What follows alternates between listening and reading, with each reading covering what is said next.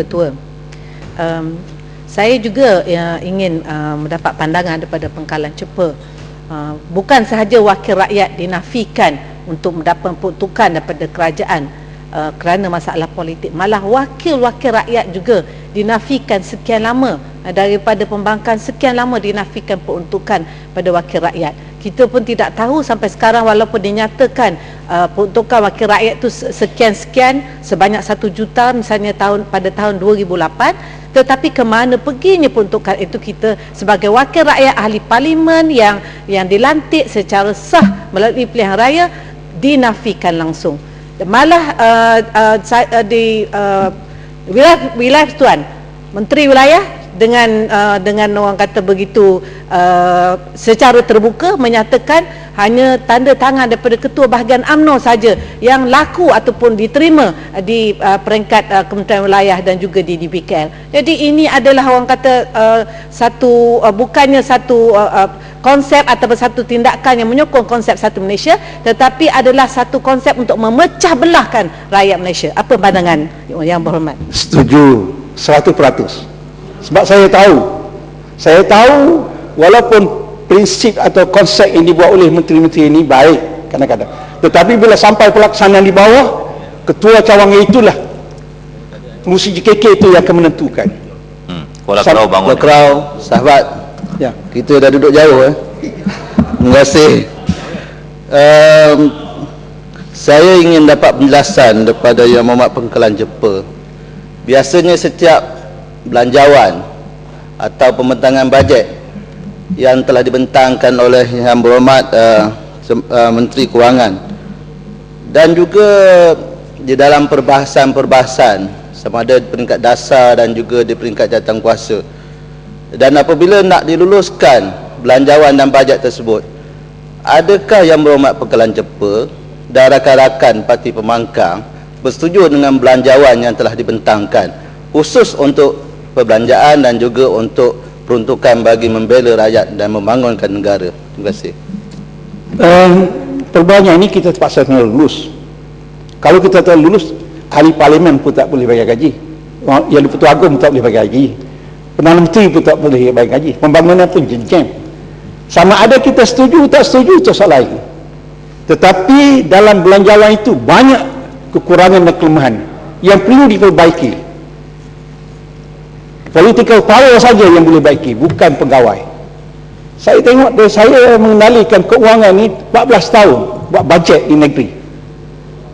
14 tahun. Pegawai-pegawai ini dia ikut perintah kita. Kalau kita nak macam ni, dia ikut. Kalau kita biarkan dia buat secara manual saja.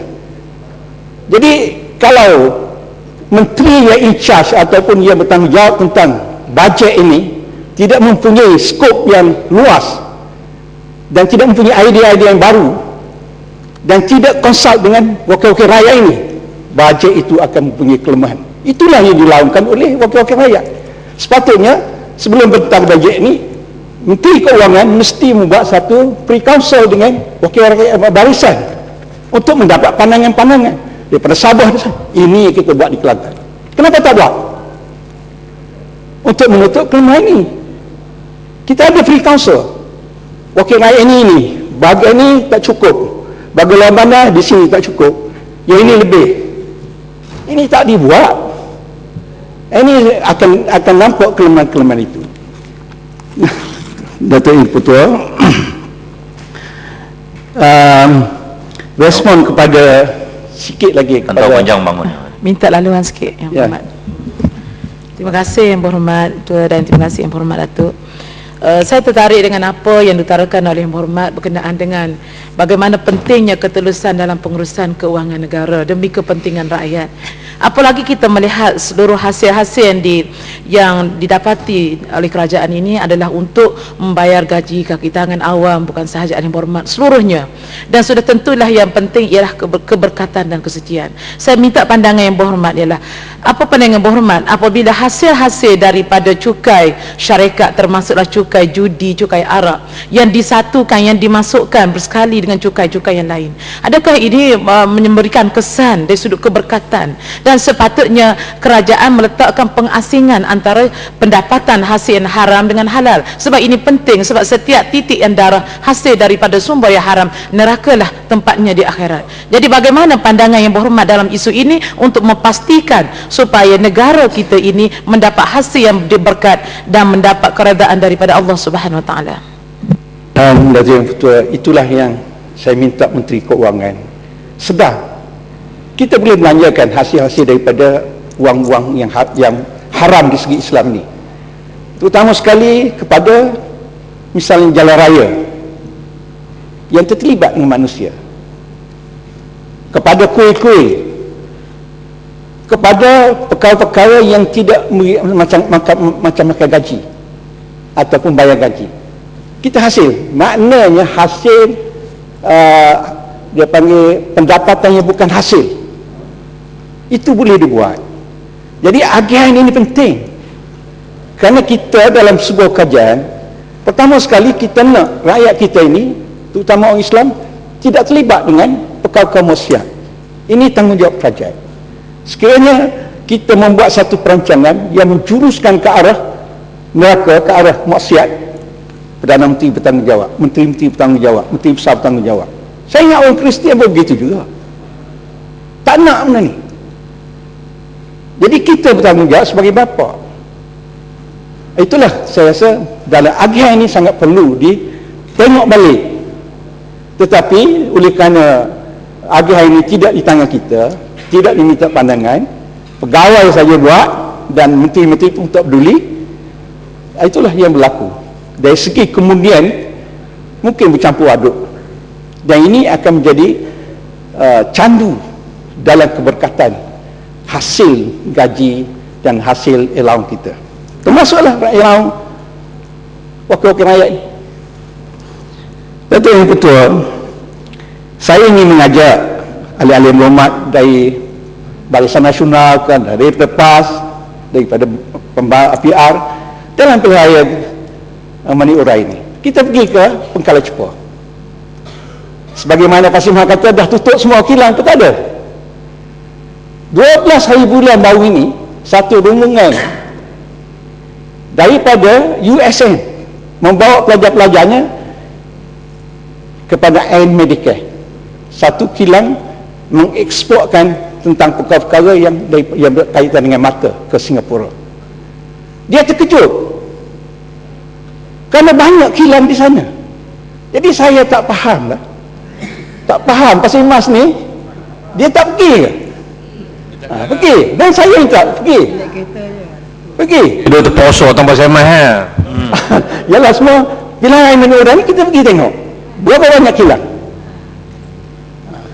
Ruampunya ada, dan bagaimana yang lagi daripada Jepun ada. Kita tidak boleh membuat banyak heavy industry ini kerana kita tidak ada pelabuhan, kita tidak ada kargo, jadi dan tidak ada lebuh raya yang baik. Kita telah panggil satu konsortium daripada Dubai yang pergi melabur di Pasir Gudang untuk melihat pelabuhan Kelantan di Kelantan. Dia boleh buat? Tak boleh.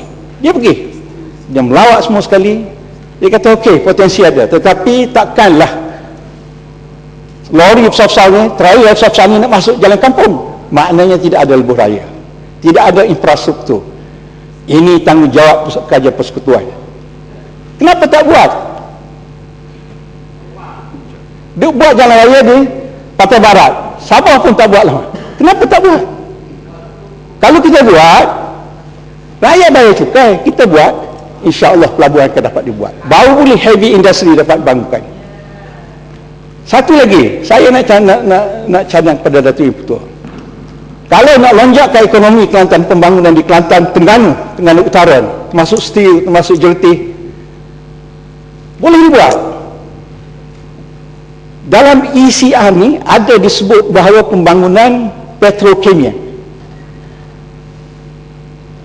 hasil daripada gas daripada pantai di luar pantai Kelantan, daripada GDA, daripada kawasan GDA di antara Siam dengan Kelantan ini, dengan Malaysia ini, telah keluar gas ini dan didaratkan di Songkla. Didaratkan di Songkla ini dan nak dibangunkan di Gurun. IPP di Gurun nak bayar apa ni, nak hantar balik ke selatan Thai. Semua ini, pengguna ini ialah 61% saja, 69%. Ada lagi 31% baki yang mesti dijualkan oleh Petronas cari gali, PTT cari gali. 31%. Kenapa tak didaratkan, dijertih ke, di Stasiun Putih ke, di Bacok ke? Kalau ini didaratkan, maka ekonomi yang rendah di kawasan ini akan jadi boom, jump, akan jadi jumping, melonjak. Tetapi UMNO tak nak buat ini. Ini masalahnya.